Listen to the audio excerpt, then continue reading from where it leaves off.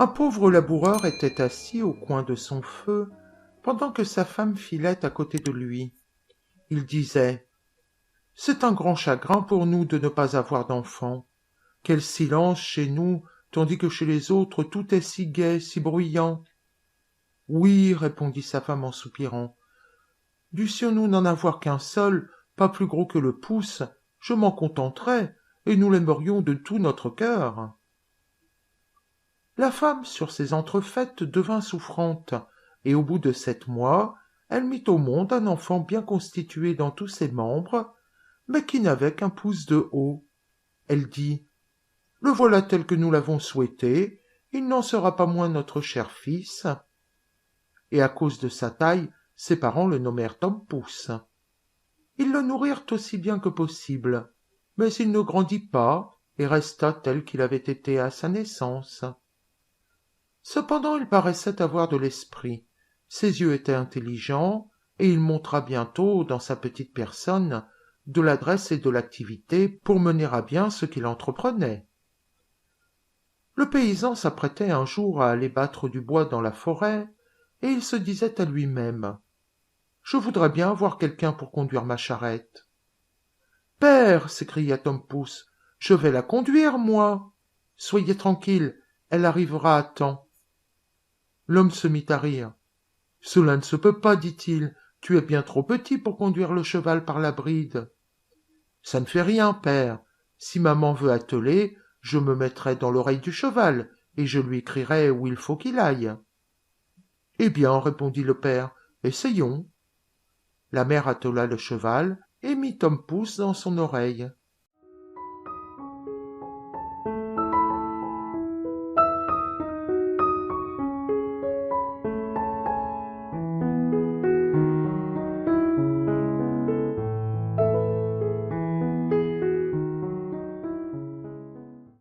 Et le petit homme lui cria le chemin qu'il fallait prendre. « Dia !» Si bien que le cheval marcha comme s'il avait eu un vrai charretier, et la charrette fut menée au bois par la bonne route. Pendant que l'équipage tournait au coin d'une haie, et que le petit bonhomme criait « Dia, dia !» il passa par là 2 étrangers. « Grand Dieu !» s'écria l'un d'eux, « qu'est-ce cela ? Voilà une charrette qui marche.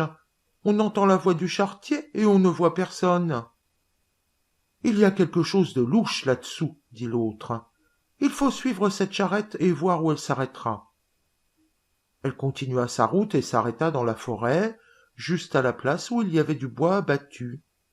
Quand Tom Pouce aperçut son père, il lui cria « Vois-tu, père, que j'ai bien mené la charrette ? Maintenant, fais-moi descendre. » Le père, saisissant la bride d'une main, prit de l'autre son fils dans l'oreille du cheval et le déposa par terre. Le petit s'assit joyeusement sur un fétu. Les 2 étrangers, en apercevant Tom Pouce, ne savaient que penser, ils étaient étonnés. L'un d'eux prit l'autre à part et lui dit « Ce petit drôle pourrait faire notre fortune si nous le faisions voir pour de l'argent dans quelque ville. Il faut l'acheter. » Ils allèrent trouver le paysan et lui dirent « Vendez-nous ce petit nain, nous en aurons bien soin. »« Non, répondit le père, c'est mon enfant, il n'est pas à vendre pour tout l'or du monde. » Mais Tom Pouce, en entendant la conversation, avait grimpé dans les plis des vêtements de son père. Il lui monta jusque sur l'épaule, et de là lui souffla dans l'oreille.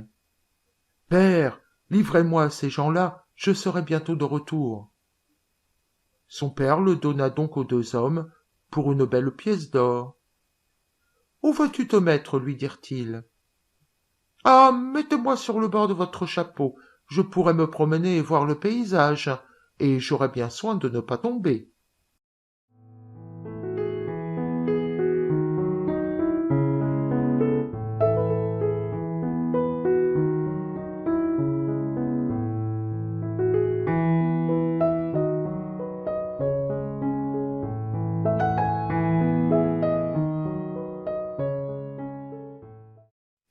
Ils firent comme ils voulaient, et quand Tom Pouce eut dit adieu à son père, ils s'en allèrent avec lui et marchèrent ainsi jusqu'au soir. Alors le petit homme leur cria « Arrêtez, j'ai besoin de descendre. »« Reste sur mon chapeau, dit l'homme qui le portait. Peu m'importe ce que tu feras, les oiseaux m'en font plus d'une fois autant. Non pas, dit Tom Pouce, mettez-moi en bas bien vite. L'homme le prit et le posa par terre dans un champ près de la route. Il courut un instant parmi les mottes de terre, et tout à coup il se plongea dans un trou de souris qu'il avait cherché exprès. « Bonsoir, messieurs, partez sans moi !» leur cria-t-il en riant. Ils voulurent le rattraper en fourrageant le trou de souris avec des baguettes. Mais ce fut peine perdue. Tom s'enfonçait toujours plus avant, et, la nuit étant tout à fait venue, ils furent obligés de rentrer chez eux en colère et les mains vides. Quand ils furent loin, Tom Pouce sortit de son souterrain. Il craignait de se risquer de nuit en plein champ, car une jambe est bientôt cassée. Heureusement, il rencontra une coque vide de limaçon. « Dieu soit loué, dit-il, je passerai ma nuit en sûreté là-dedans. » Et il s'y établit.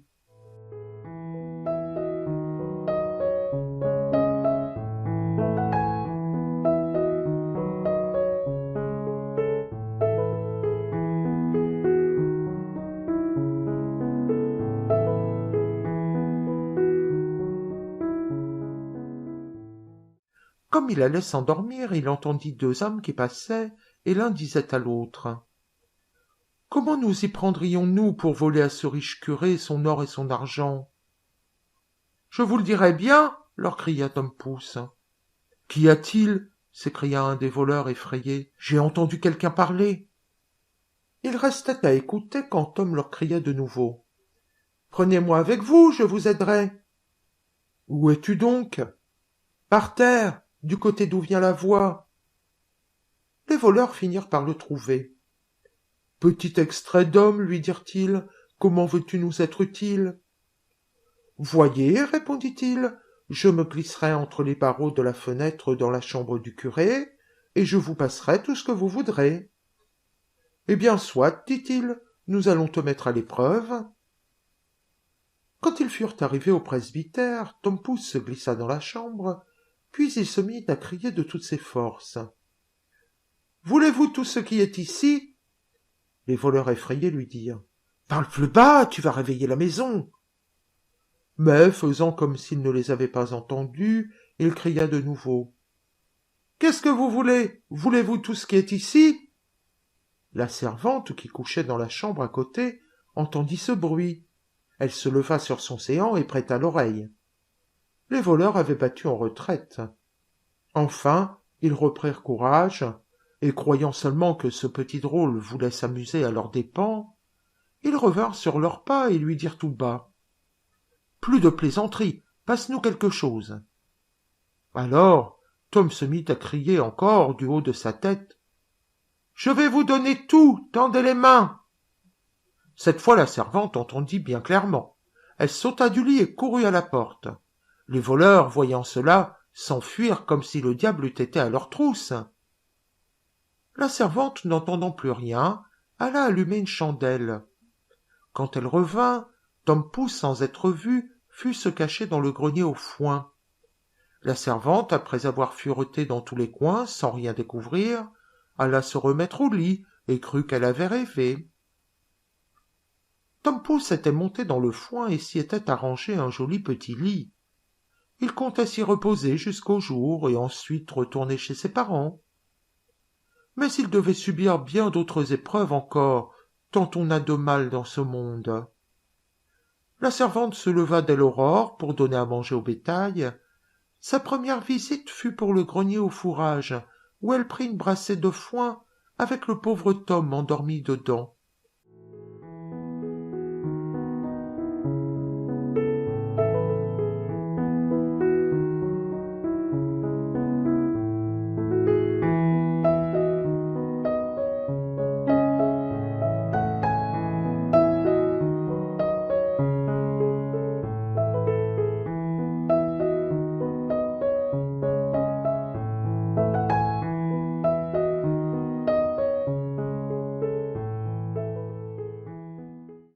Il dormait si fort qu'il ne s'aperçut de rien, et ne s'éveilla que dans la bouche d'une vache, qu'il l'avait pris avec une poignée de foin. Il se crut d'abord tombé dans un moulin à foulon, Mais il comprit bientôt où il était réellement. Tout en évitant de se laisser broyer entre les dents, il finit par glisser dans la gorge et dans la panse. L'appartement lui semblait étroit, sans fenêtre, et on n'y voyait ni soleil ni chandelle. Le séjour lui en déplaisait fort, et ce qui compliquait encore la situation, c'est qu'il descendait toujours de nouveaux foins, et que l'espace devenait de plus en plus étroit. Enfin, dans sa terreur, Tom s'écria le plus haut qu'il put. « Plus de fourrage, je n'en veux plus !» La servante était justement occupée à ce moment à traire la vache. Cette voix, qu'elle entendait sans voir personne, et qu'elle reconnaissait pour celle qui l'avait déjà réveillée pendant la nuit, l'effraya tellement qu'elle se jeta en bas de son tabouret en répandant tout son lait. Elle alla en toute hâte trouver son maître et lui cria « Ah, grand Dieu, monsieur le curé, la vache qui parle !»« Tu es folle, répondit le prêtre. Et cependant il alla lui-même dans l'étable pour s'assurer de ce qui se passait. À peine y avait-il mis le pied que Tom Pouce s'écria de nouveau. « Plus de fourrage, je n'en veux plus !» La frayeur gagna le curé à son tour, et s'imaginant qu'il y avait un diable dans le corps de la vache, il dit qu'il fallait la tuer. On l'abattit, et la panse dans laquelle le pauvre Tom était prisonnier fut jetée sur le fumier.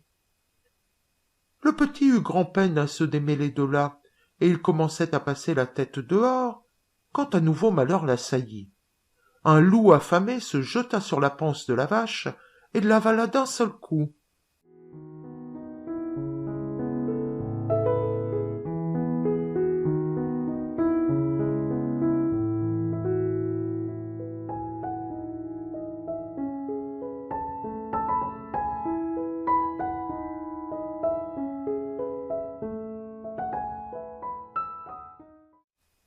Tom Pouce ne perdit pas courage. Peut-être pensa-t-il que ce loup sera traitable. Et de son ventre où il était enfermé, il lui cria « Ce cher ami loup, je veux t'enseigner un bon repas à faire. »« Et où cela ?» dit le loup.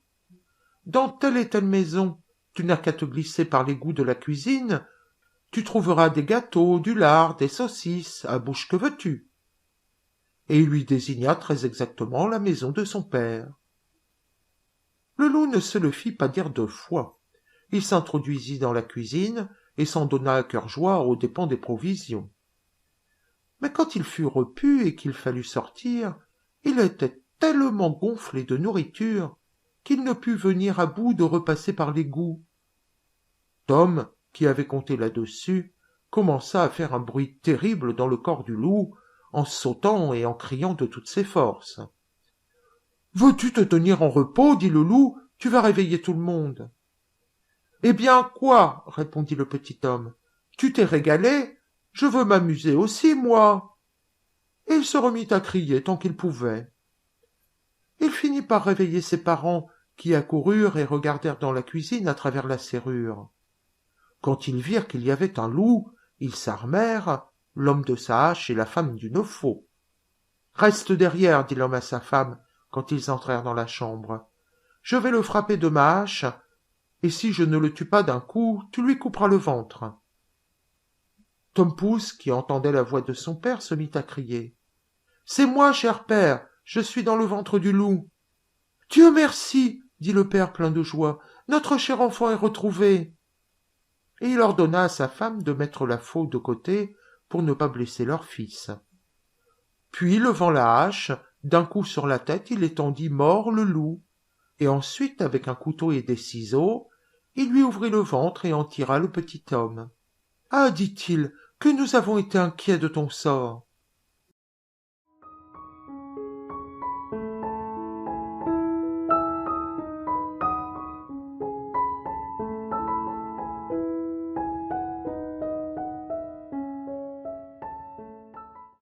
« Oui, père, j'ai beaucoup couru le monde. Heureusement, me voici rendu à la lumière. »« Où as-tu donc été ?»« Ah, père, j'ai été dans un trou de souris, dans la panse d'une vache et dans le ventre d'un loup. Maintenant, je reste avec vous. »« Et nous ne te revendrions pas pour tout l'or du monde. » dirent les parents en l'embrassant et en le serrant contre leur cœur. Ils lui donnèrent à manger et lui firent faire d'autres habits, parce que les siens avaient été gâtés pendant son voyage.